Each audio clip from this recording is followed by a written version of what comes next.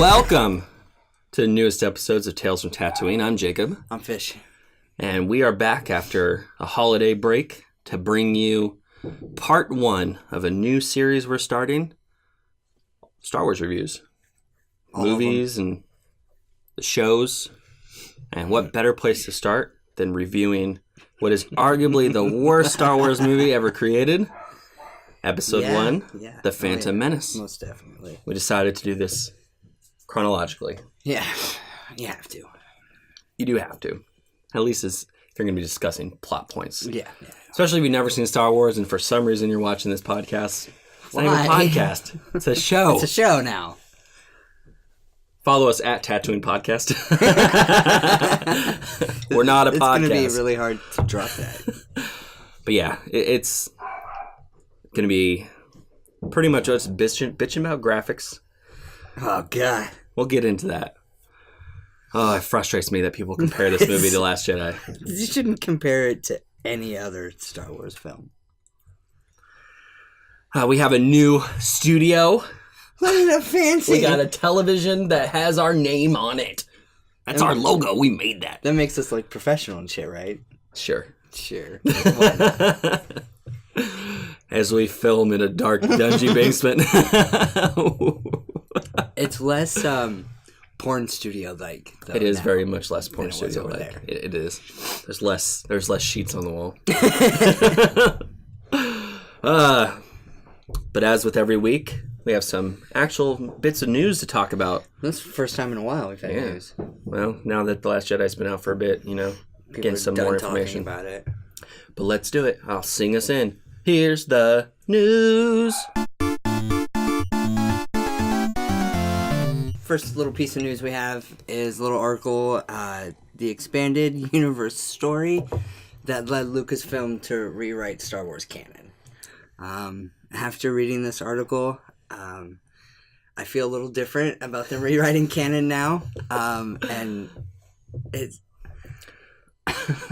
So the gist is, when they bought Lucasfilm and they had all of this story, they were this close to not making it Legends, except for one particular story.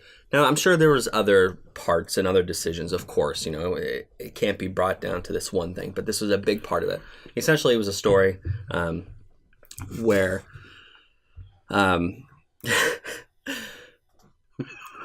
Chewbacca, who apparently was very difficult to write for in the books, he doesn't talk. He doesn't talk. Gets crushed by a moon, saving one of Luke's... A moon. Saving one of Luke's sons. Who wrote this? I don't know. I think it actually says who wrote this. We should have this stuff written down. Anyway, this is ridiculous. Yeah. So he dies because he's hard to write for, and they needed someone to die. So Chewbacca dies, and they're like, "Hey, if we want to bring in Chewbacca into a movie, we're kind of fucked because he's dead and he was crushed by a moon."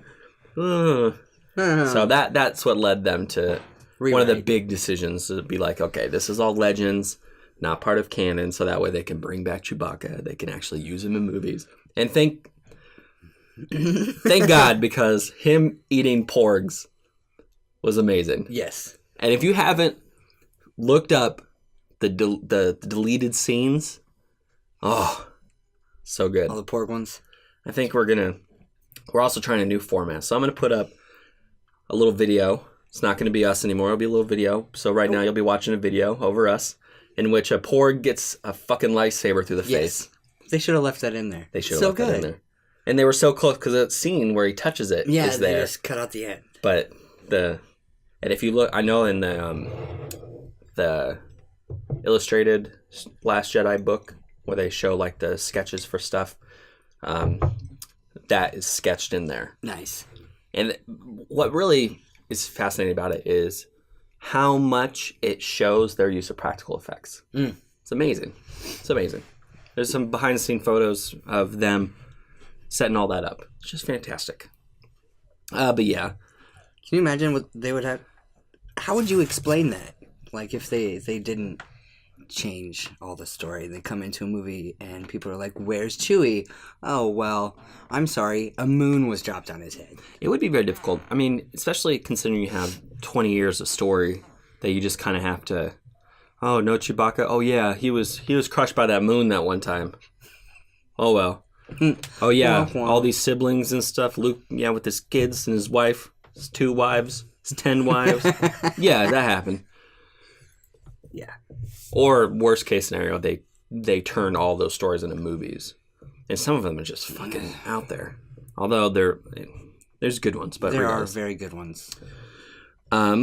We had an article, Empire Online. Rian Johnson did an interview talking about 10 revelations about The Last Jedi.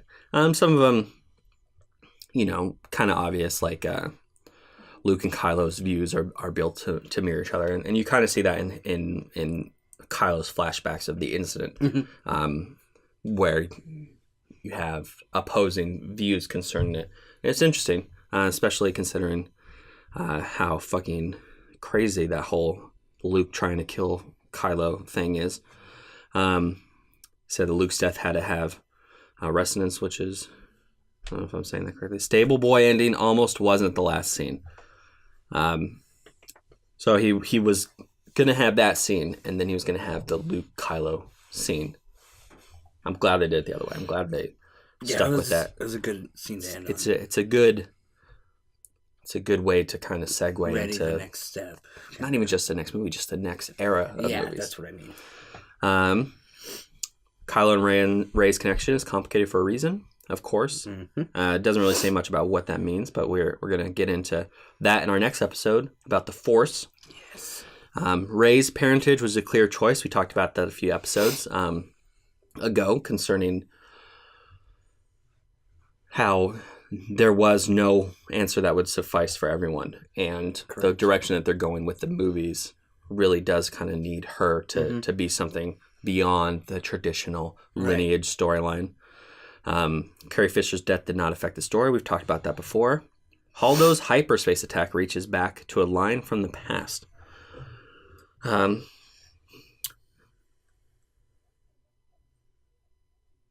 This is what he says. I'm sure that a lot of fans had thought ever since Han was talking about if you don't get the calculations right, you could go through a star, Johnson explains. I always wanted to see what it would look like. And at some point, one of the guys at ILM hit upon the exposure idea of everything going silent. We were struggling with how to make this visually impressive, and when we hit on that, we loved it. I love that scene. It was one of the most amazing scenes in the entire movie. And again, comparing this movie, The Last Jedi, to The Phantom Menace, when you have scenes like that, get the fuck out of here. Not even the same galaxy. Snoke's unceremonious death allowed for a new paradigm, which we talked about again a couple episodes ago, removing the master-apprentice dynamic, just get rid of it. Oh, by the way, I did see something that was talking about, and it's a speculation, but his Force lightning kind of bouncing off the ground. And Rian Johnson he said a little tidbit concerning that, how lightning hits the ground first and then reflects off sometimes or something like that. And that's why it happened. I think we're going to learn more about that because it's very interesting. Luke and company's expanded Force powers had to compete with what we've seen before. He said, first of all, it's tough because at this point between The Force Awakens and even the video games, the level of Force powers has slowly come up. I feel like we still offered a modicum of restraint because we didn't have anyone pulling Star Destroyers out of the sky. That's from the Legends of Luke Skywalker. Oh, that would have been cool. Oh, so good. It ain't over yet. No, it ain't over yet. Yeah, there's one. Johnson had to resist being a fanboy around Adrian Edmondson, who is a British comedian, apparently. Yeah. All is very interesting, of course. I like that he's doing all these interviews and kind of answering questions concerning the movie and a bunch of stuff that was like, wait, what? Kind of getting us in there. just like this other little bit, he talked about the Leia scene from after she gets sucked into space. And everyone's like, oh, she's this powerful Force user. Of course she survived. But he's like, that's not really how we approached it. So apparently their approach, and it's kind of upsetting because the idea of Leia having these strong Force powers has kind of been prevalent and for a long time. And what I want to see her like using the Force. Mm-hmm. That's not really what happened. So apparently in his mind, and the reason that it occurred the way it did is more akin to mothers who pick up cars off their babies. Adrenaline. Yeah. She did not control those actions. When she got sucked out, the Force created like a barrier around her. When she opens her eyes and she does a little Mary Poppins float back down to the ship, this all not part of subconscious. She's subconscious. She's not even really awake. It's just the Force coming through to save her life, which is very interesting. Yeah. And something we could see potentially in another movie, that kind of innate Force ability is kind of coming out. It kind of sucks because it means that she's not, really in control of the Force as we kind of speculated first seeing it, but it makes a lot of sense. And it kind of removes some of the stigma around that scene. So, I like it. I like that, where they went with that. And the Han Solo trailer's delayed. What a surprise. So shocked. Supposedly it was supposed to come out this last week, the first week or second week of January. And it's been pushed back for unknown reasons, whatever. Apparently, maybe they want The Last Jedi to be out of theaters. I don't know. At this point, I don't really care. Yeah. And why does it matter? Why does it matter if the previous movie is still in the theaters? It's not going to affect whether people are going to see the trailer or want to go see Solo. It's dumb and it doesn't make any fucking sense. See, I'm upset that they're doing this only because I'm upset that they're releasing it in May. I get it, but the December thing was a nice thing to have. Back and forth. Every year we go through the whole year, we get that December movie. Go through the whole year, get that December movie. The anthologies in December, or the trilogies in December, and the anthologies in the May. Because I don't like to wait. So every 6 months you get a Star Wars movie. I'm okay with that. See, but now it's not going to happen like that. It won't happen, and I disagree because I think that they would rush everything. I prefer the 1 year, but now we're gonna get 6 months to get a movie, and then we're gonna have 18 fucking months. So thanks a lot, Disney, you dicks. It's a pleasant way to end the news segment this week. So let's jump right in. Let's talk Phantom Menace. Garbage. And the fucking Gungans. Oh my god. Part 1 of our review of the Phantom Menace. The year 1999. The movie, The fucking Phantom Menace. To end the worst decade ever with the worst Star Wars movie ever.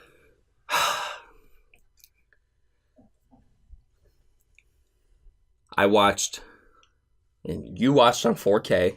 Oh Blu-ray. My god. I watched Blu-ray. 4K UHD. Don't watch the prequels on a big fancy 4K UHD TV because I hate it even more now. I just want to put in a VHS into a really old school tube TV and watch it. It's easy to talk about the graphics in this movie. So let's just get that out of the way. They're awful. Awful. They're awful. You should come over and watch it on my TV. It's like watching. I can't take any more anger. Practical effects over the top of a cartoon. Watching on my computer is bad enough. Awful. And this is what's crazy.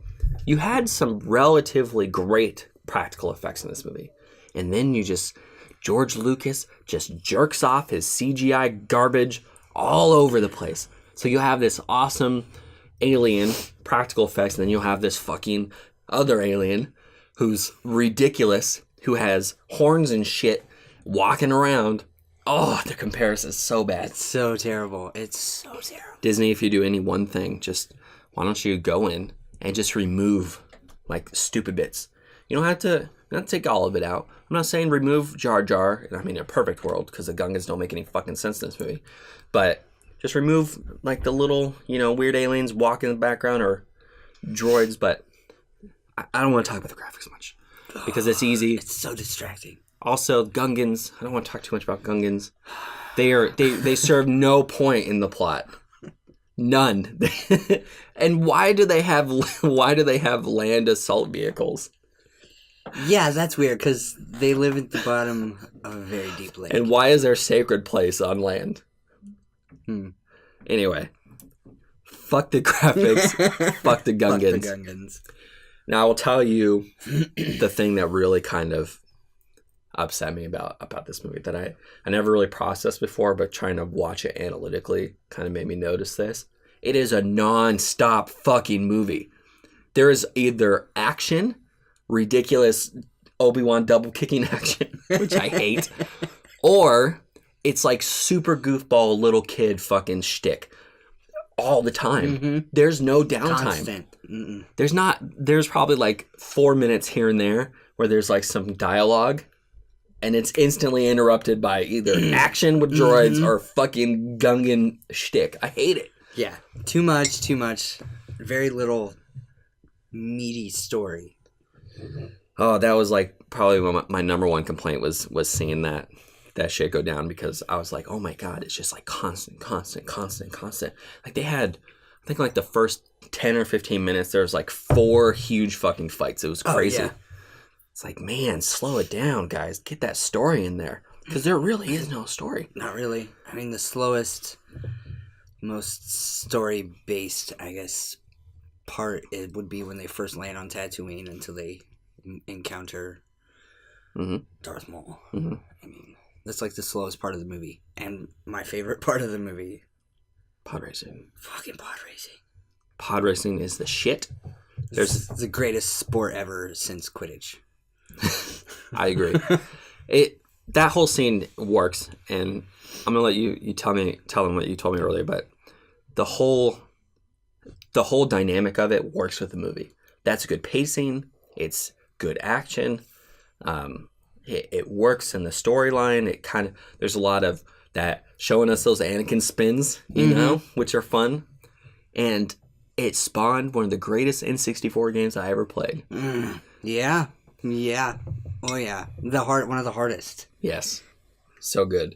Very hard to find an emulator for. Yeah, no, we just need to get the big sit-in one. They have one at Disney World inside one of their little resorts. Been there, been in it. Let's go get it.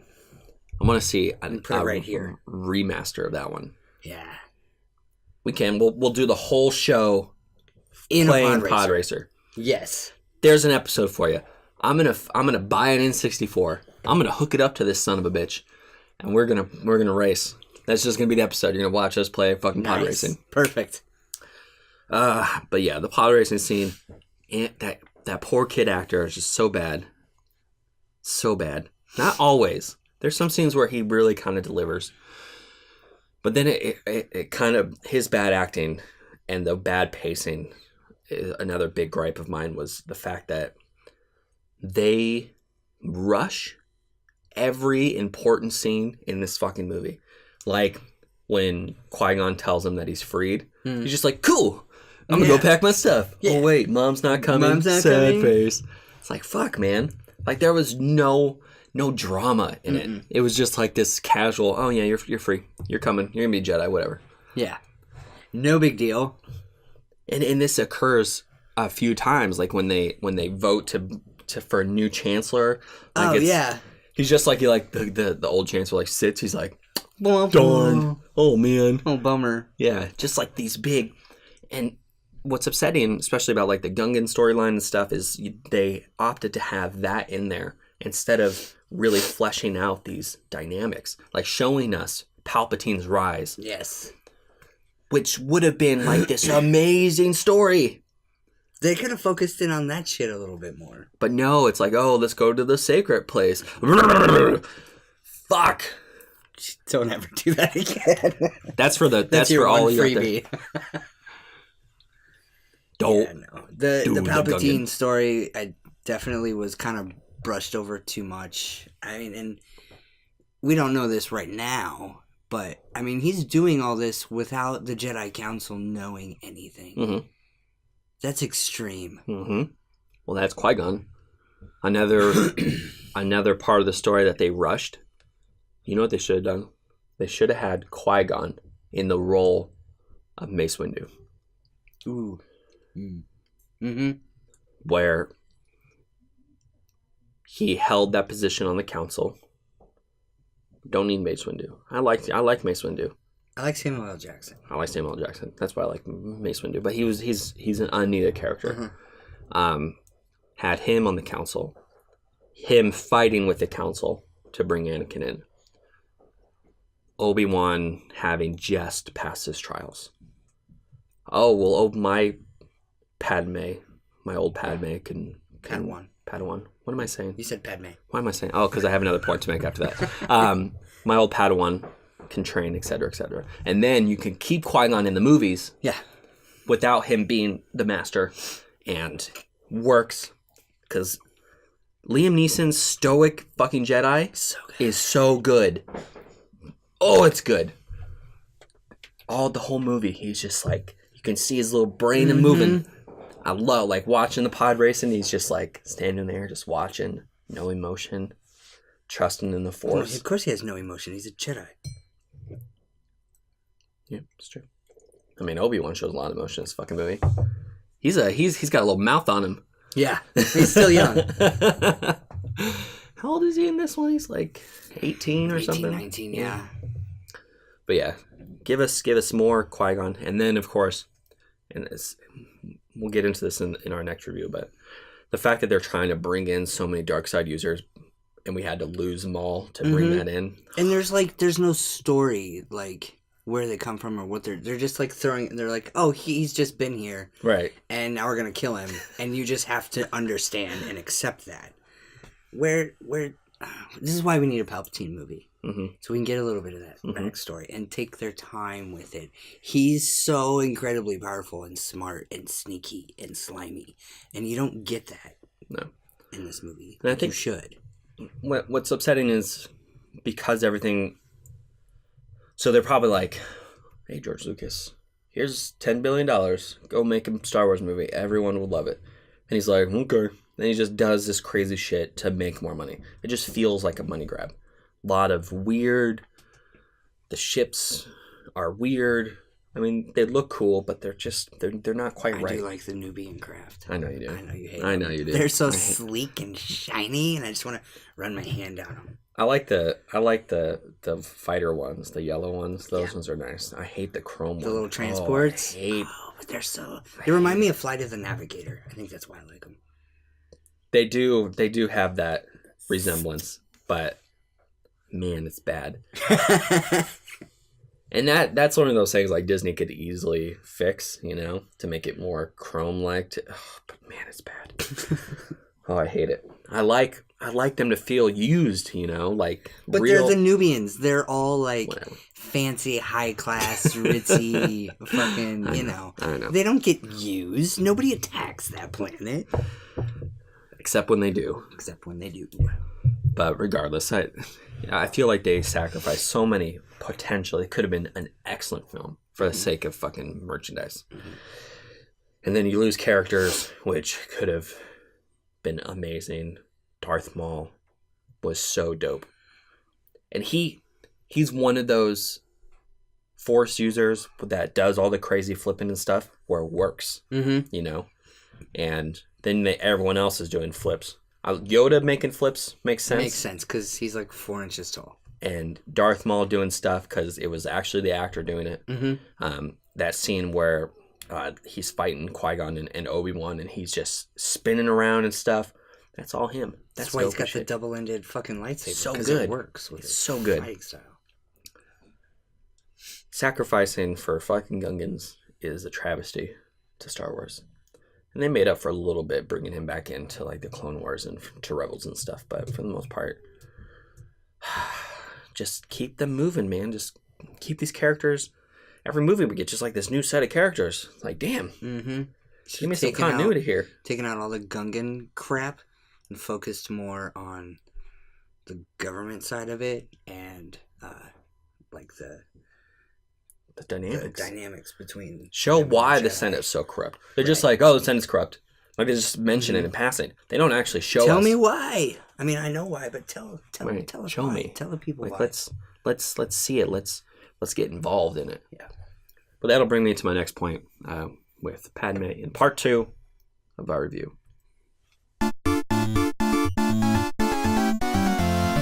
Part 2. Yeah. Yeah. That was for Taylor. Thank you, Taylor, for watching. He's not watching.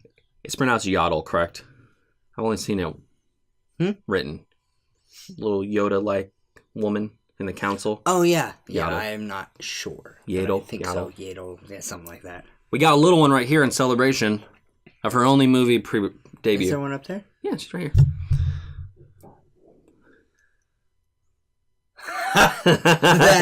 That's adorable.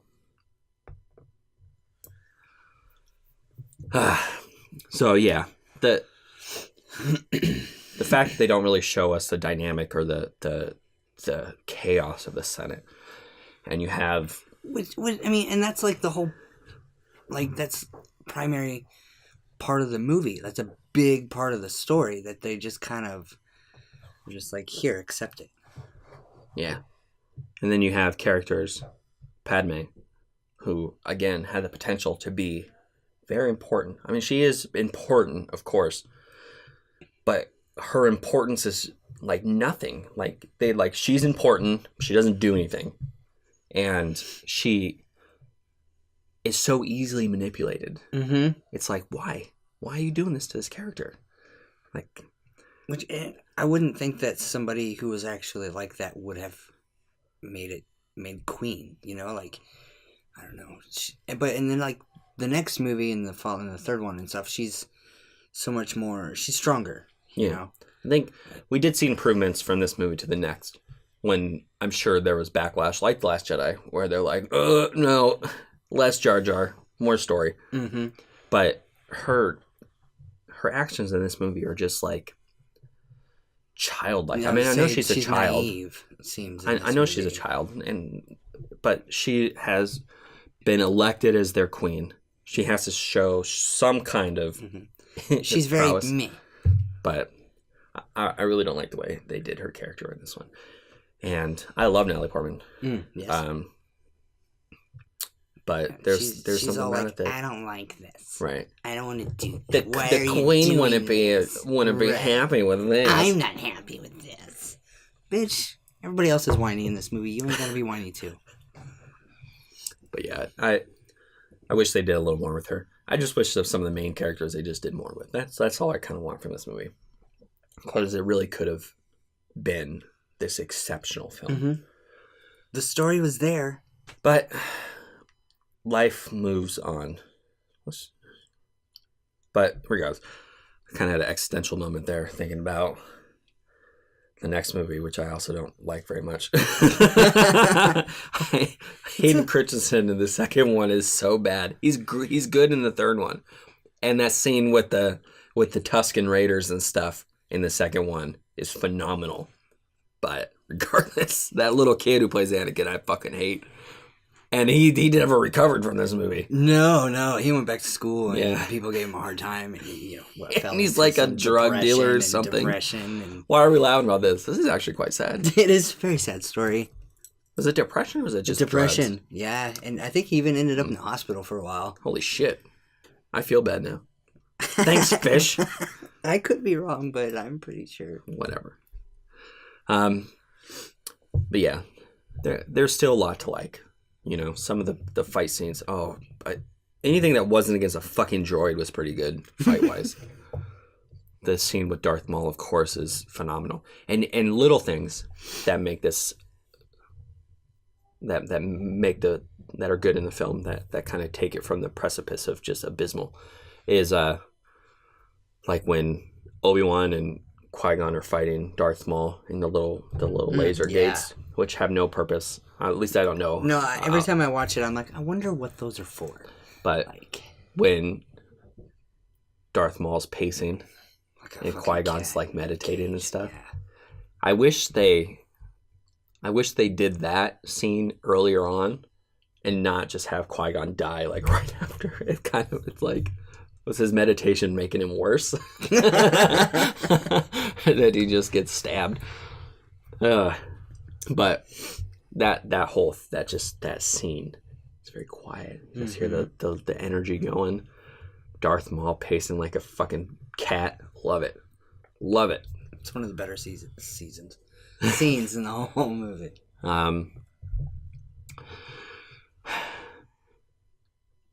R2-D2, his little scene doing his little droid thing is kind of fun. Only because he's R2 and you're like, of course he does that. Of course he doesn't get blasted. And how are those other droids getting like directly blasted? Like, what the hell's up with that? It should have been like it hits the ship and it bounces off and like shoots chrome fucking sparks and that's what. But it's like perfect shots every time. Mm-hmm.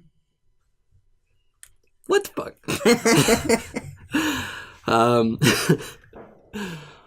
Some of the things I like. I do like the weapons that Gungans use. They're silly. I do like the weapons. Big.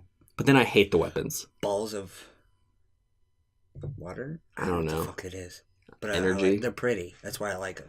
They're pretty and effective. They are effective. Oh, I hate the droids. One thing, though, that... The little battle droids? Yes. I think they're hilarious. They are hilarious. And it's kind of funny, because one of the big things about the droids is they're just so bad at everything. They have like a hit rate of 30% or some shit. But it's explored in canon that in order for the Trade Federation to have such a large army, they opted for stupid droids so they could have more. So it was cheaper. It was a bargain to have quantity, dumbass not droids. Quality. Right? I mean, when it comes to war, I mean, what, the guy with the most guys wins, right? Yeah. That's how it works. So that is pretty awesome. A little funny tidbit of why they're... And the Roger is kind of funny. It's just so dumb. It's so good. I like him. I do like the are they destroyer droids? What are they called? The ones that like roll. They got like the four legs and like with the shields. Yeah. Oh yeah. Those are pretty cool. Yes. I like those droids. That's a cool design. I like the sound they make. You replicated it really well. Yeah, I did. Practice? Yeah, every day. I know. Years. I pretty much my life goal is to be able to do all Star Wars sounds with precision. Ooh. I know.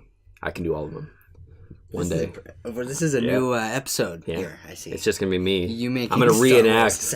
After we do all of them, I'm going to reenact every movie and play every character. And we'll have little stick figurines to play the fucking amazing. Can we please do this?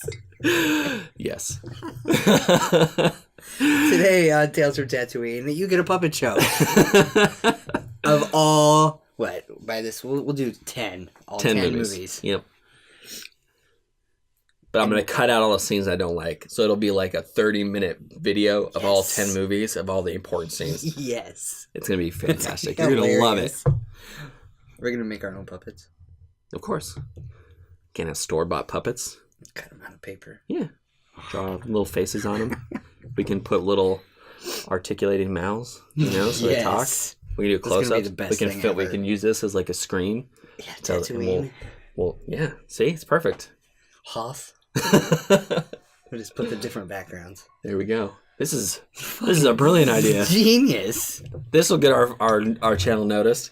Here's to puppet shows. That'd be a horrible idea. I can't do any noise. You just did. What did I do? Yeah, see? Oh, man. This is a shorter episode than normal. That's okay. But regardless, the movie is by far the worst Star Wars movie. Midichlorians. He talks about cells and it's interesting to me. Midichlorians live in the cells of all living things. Or all things, or whatever. Yeah.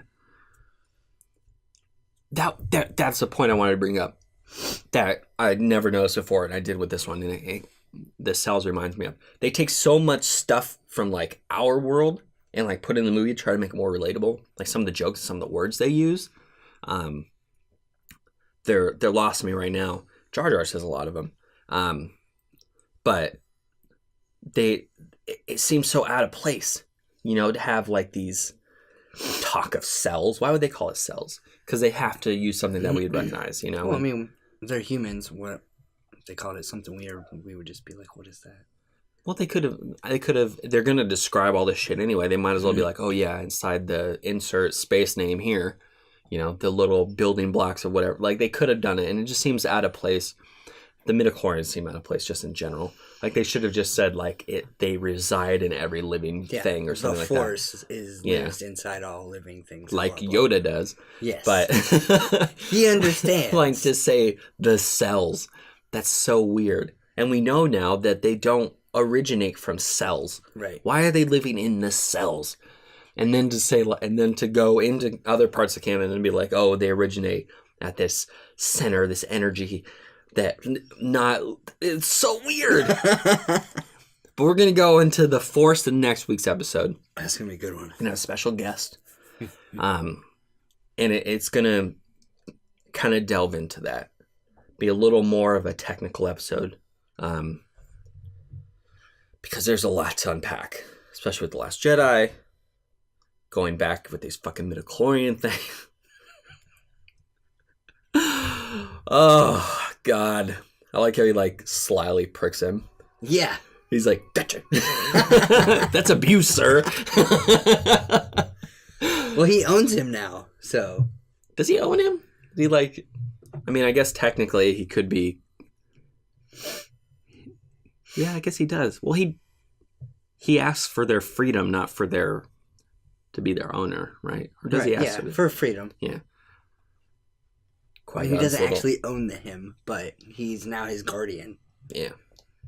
I mean, they're like, no, you can't train him. He's too old and his shit's clouded or whatever. And he's like, okay, so he takes him with him to battle. The kid is 6. Why are you taking a 6-year-old, a fucking toddler, into battle? Leave him somewhere. Right. Leave him with the Jedi Council. We wouldn't get the cool little, I'm going to go up and be a starfighter scene, but I mean. I do think it's funny that every trilogy has this fucking super pilot scene, showing the skills. Skywalkers, they're pilots. But Rey's not a Skywalker. Oh! Fucking Skywalkers. I'm so glad they're all dead. They're all dead. Oh. Sorry, Leia. I love you. What a great way to end this episode. Be sure to follow us on social media at Tatooine Podcast. We're not a podcast. Not a podcast. I'm not changing it because it's a good fucking name. And everything else is taken. Fuck you, social media. Be sure to subscribe and hit that little notification button so that way you know every time we post a new video. Give us a thumbs up if you like our very short, very superficial review of the Phantom Menace. We just hate it. Maybe we'll get philosophical on the next one. I don't fucking know. The better the movie, I think, the better the review. He hates sand. We're going to talk a lot We're going to talk about sand. So much sand. Can we put behind our logo just like Tatooine? Yeah. Just sand? Yes, we can. Next episode. No, next review. Next review. Whenever that'll be. 2 weeks. I don't fucking know. Yeah, every other sand. week or something. All sand. We'll see. Where was the Palpatine this week? Comment below. Give us a time. It's a very hard thing to do, and yet no one really picks up on it. Palpatine's very hard to place in there in a little half-second thing. I'm going to place it somewhere else on the screen this time. It's not going to be in the normal spot. I'm going to fucking mix it up. Mix it up. You like our little toys? Comment below. We have toy stuff. We're cool. So many toys. We're like Star Wars fans.